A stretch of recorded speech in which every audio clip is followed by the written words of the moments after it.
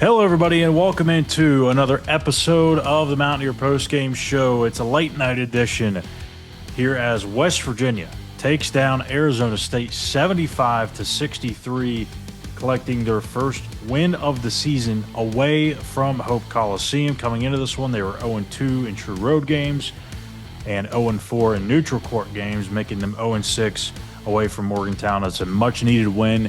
We'll talk about more of that and the analysis of this game here in just a minute. But as always, to open up here the post-game show, a rundown here of some of the numbers. Treysen Eaglestaff once again coming through offensively with 23 points, 8 of 14 shooting, 6 of 9 from three-point range.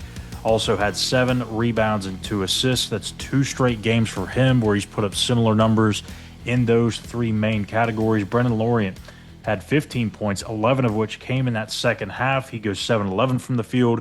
And then how about Jasper Floyd? Coming up with some big-time shots and some big moments, the 2 threes, the second of which was an incredibly challenging, high-difficulty shot that he somehow made. Came up with some big-time defensive rebounds and did some good defensive work on their guards of Arizona State. Just a really solid night for him. 12 points, 5 of 6 shooting, 5 rebounds, 4 assists, and West Virginia just really flipped the script in this one. It kind of felt like Arizona State was going to go into the half with a fairly comfortable lead, and then all of a sudden, here come the Mountaineers. They string together some stops. They start making some baskets, and they cut it to 2 at the half. Also with the honor of 3 there at the buzzer, that certainly helped. But that seemed to be a little bit of a momentum starter for West Virginia going into that second half. And really, Arizona State just didn't look like the same team in those final 20 minutes. In the beginning of this game, Jop and some of their bigs were just being able to get to the rim with ease. There was almost over helping at times on the defensive end by WVU, and some late reactions, some late rotations that led to some open looks, even from 3.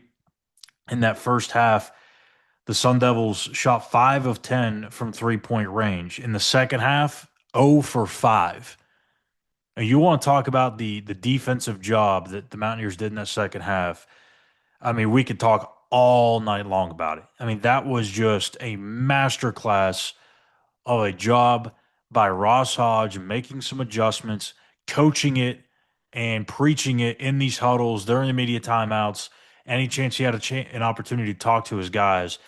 And boy, did they come out and play with a whole other level of intensity. They were locked in. They were playing connected. And that's the one word that I keep going back to with this team. Defensively, when they play connected, and it sounds obvious, right? When you play connected, you ought to play pretty well. Sometimes you could be playing connected and still things just don't work out, and you just don't have the talent, or the other team just making shots.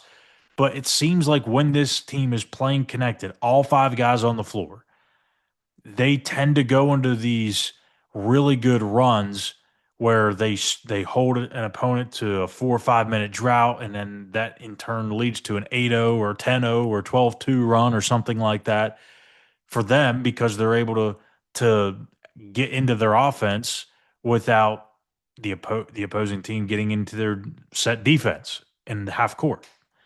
So it makes sense, but we just haven't seen it consistently throughout the season or even throughout a game. But tonight, throughout that second half, it was there from the moment the game resumed till the final buzzer.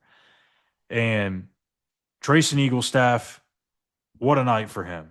We talked about his stats tonight, but if you go back to the game against Colorado, he had 22, 6, and 3 in that one. He had 23, 7, and 2 tonight, so very similar numbers as I mentioned. In the last 2 games, he's now 9 of 17 from three-point range. He's 17 of 31 from the field. Folks, if he continues to do that, that's going to mean West Virginia is going to be in play for the NCAA tournament. Now, is it going to happen every single night? Probably not. We're seeing it, with Honor Huff here the last couple of games.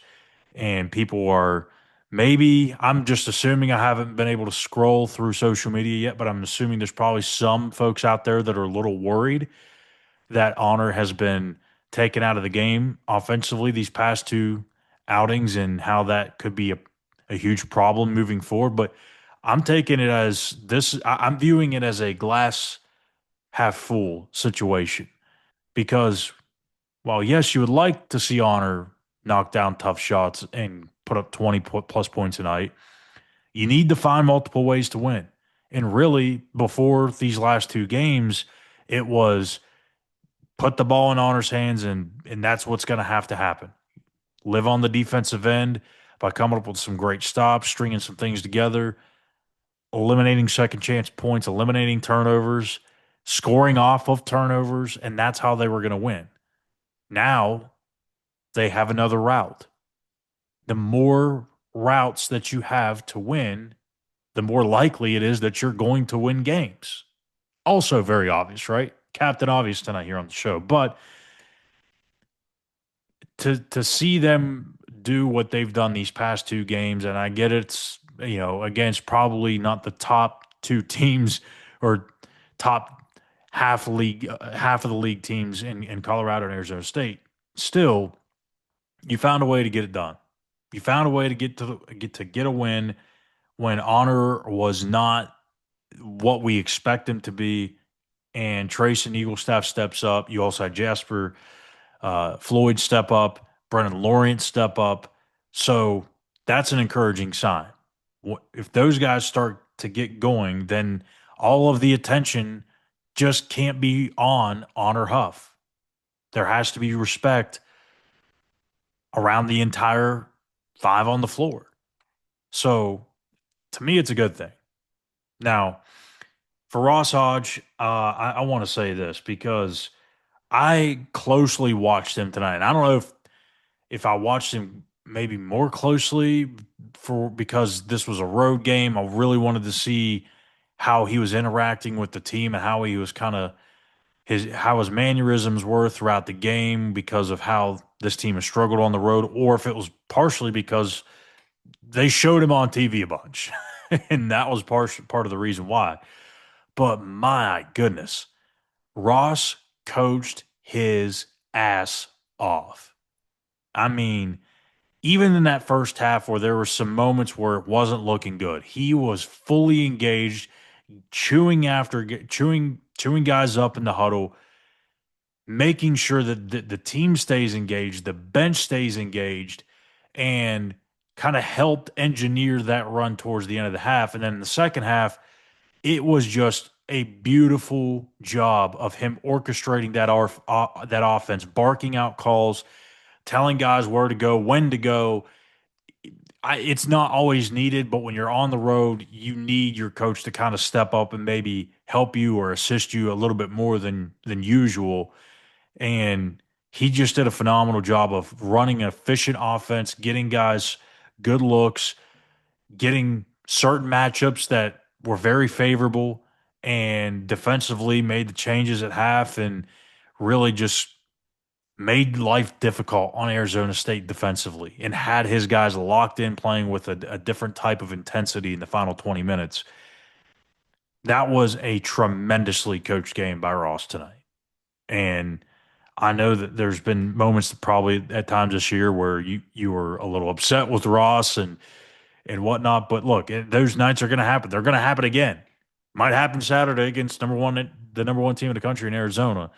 But tonight, he coached his ass off and deserves a ton of credit for getting this win. And gotta say too, the resiliency, the toughness, the will, the desire to win for this team showed through tonight. I mean, they fell down early by double digits, and that thing could have gotten away from them very quickly. But they didn't bail, they didn't panic. They realized that it was still very, very early in the game and that they could still make a run at it. And what do you know? They erased a double digit deficit and turn it into a double digit win. So huge win for West Virginia. Again, your final score 75 to 63. as the Mountaineers now improve to 13-6 on the season and 4-2 in Big 12 play. Next game, Saturday afternoon, against the aforementioned number one team in the country, the Arizona Wildcats, who moved to 19-0 tonight after taking down, I believe it was Cincinnati. So they are now 19-0. That one will tip off at 2 p.m. on CBS, and we will have the post-game show for that one as well shortly after. And then the next morning, we'll have our morning after episode on Between the Eers here on the channel at West Virginia on SI. So please hit that like button on this video. Make sure if you're not subscribed, give us that subscribe button a hit real quick. It's free, it's easy, it helps us out, it helps us continue to deliver these post games and these Between the Ears shows and keep it all free. And we just thank you guys for tuning in for another game tonight, and we'll be back at it on Saturday. Take care.